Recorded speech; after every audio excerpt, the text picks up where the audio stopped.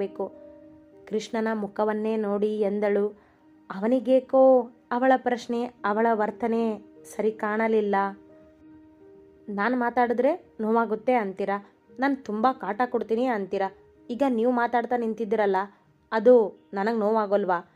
ನನ್ನ ಜೊತೆ ಮಾತಾಡದೇ ಇರೋದು ಇವಳ ಹತ್ರ ಏನಿದೆ ನಿಮಗೆ ಮಾತಾಡೋಕ್ಕೆ?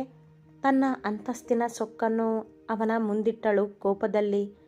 ನಿಮಗಿದೆಲ್ಲ ಬೇಡವಾಗಿದ್ದು, ಸೊ ಲೀವ್ ನಾವ್. ಕೋಪದಲ್ಲಿ ಅವಳನ್ನು ನೋಡುತ್ತಾ ಎಂದ ಕೃಷ್ಣನ ಧ್ವನಿ. ಹಾಗೆಯೇ ಇದ್ದರೂ ಮುಖದಲ್ಲಿ ಗಂಭೀರತೆ ಇತ್ತು. ನನಗೆ ಗೊತ್ತಾಗಬೇಕು ಅಷ್ಟೇ, ಕೊಂಚ ಜೋರಾಗಿಯೇ ಚೀರಿದಳು. ಅವಳ ಧ್ವನಿ ಕೇಳಿ ಹೆದರಿದ ರೂಪ, ಸರ್, ನನಗೆ ಈ ಹಣ ಬೇಡ, ತಗೊಳ್ಳಿ. ನನ್ನಿಂದ ನಿಮ್ಮಿಬ್ಬರ ಮಧ್ಯೆ ಜಗಳ ಆಗೋದು ಬೇಡ.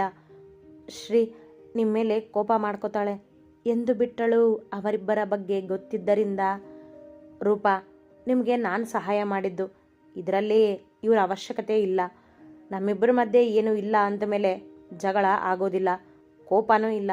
ಸೊ ತಗೊಳ್ಳಿ ಈ ಹಣನ, ಹೋಗಿ ಮೊದಲು ಫೀಸ್ ಕಟ್ಟಿ. ರೂಪಾಳ ಮುಖ ನೋಡಿ ಎಂದವ ಅವಳನ್ನು ಅಲ್ಲಿಂದ ಕಳುಹಿಸಿದ. ಸತ್ಯ ಗೊತ್ತಾದ ಈ ಹುಡುಗಿ ಮುಖ ಸಣ್ಣದು ಮಾಡಿಕೊಂಡು ಅವನನ್ನೇ ನೋಡುತ್ತಾ ನಿಂತಿದ್ದಳು.